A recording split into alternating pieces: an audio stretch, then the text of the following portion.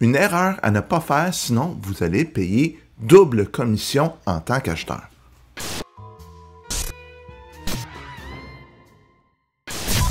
Donc là, vous allez me dire, Olivier, comment je pourrais faire pour payer 2 fois la commission? Mais je vais vous l'expliquer.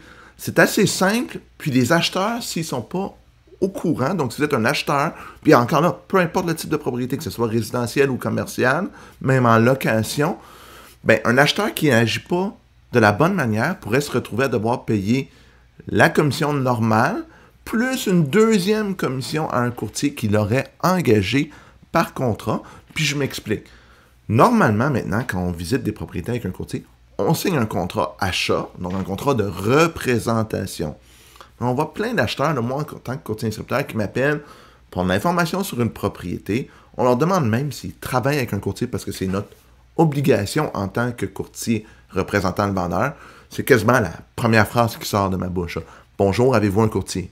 Pas tout à fait, mais disons dans les premiers 5 minutes de conversation.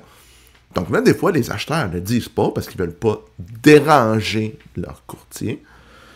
Là, ils parlent au courtier instructeur, donc ils me parlent, je réponds aux questions. Ils veulent visiter. Là, j'aurais dit, avez-vous un courtier?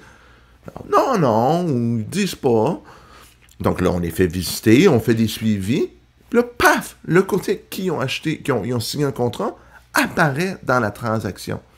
Mais dans ce cas-là, moi, en tant que courtier instructeur, on a un principe qui s'appelle la cause efficiente de la vente.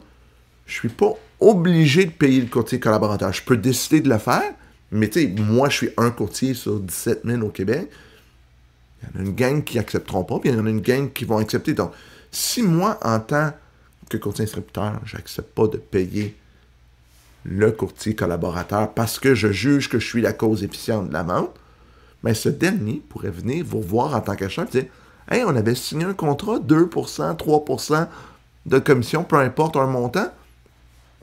Paye-moi, t'as brisé le contrat. » Fait qu'en plus de payer la commission qui est inclue dans le prix de vente, vous pourriez être forcé de payer la commission à votre courtier avec qui vous avez signé un contrat. Donc, qu'est-ce qu'on doit faire pour éviter ça? Bien, c'est simple. Pour éviter ça, il faut que vous appeliez votre courtier à chaque fois que vous avez une question sur une propriété. Vous passez dans la rue, « Hey, j'ai vu telle propriété, peux-tu vérifier c'est quoi le prix? Je veux savoir les dimensions des pièces, les taxes, y a-t-il quelque chose de spécial? » Vous appelez pas le courtier instructeur, vous appelez votre courtier qui va faire la job de poser les questions que vous avez pour lui. Là, vous allez dire, « Ouais, je veux pas le déranger comme je disais tantôt. » Hey, il est payé pour ça. Puis, il n'est pas payé 100$ pour faire ça. C'est pas comme si on était payé au salaire minimum, puis là, je dirais, écoute, c'est correct, là, tu veux éviter du trouble.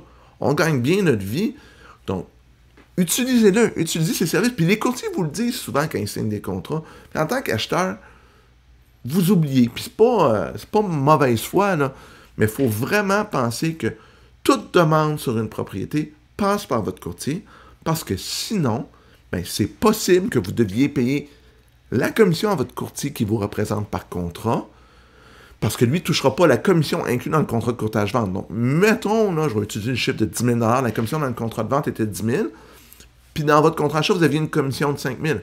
Bien, vous allez vous retrouver à payer 15 000 $ en tant qu'acheteur, parce que dans votre prix, ça va inclure le 10 000 $, puis vous allez être obligé de payer l'autre 5 000 $.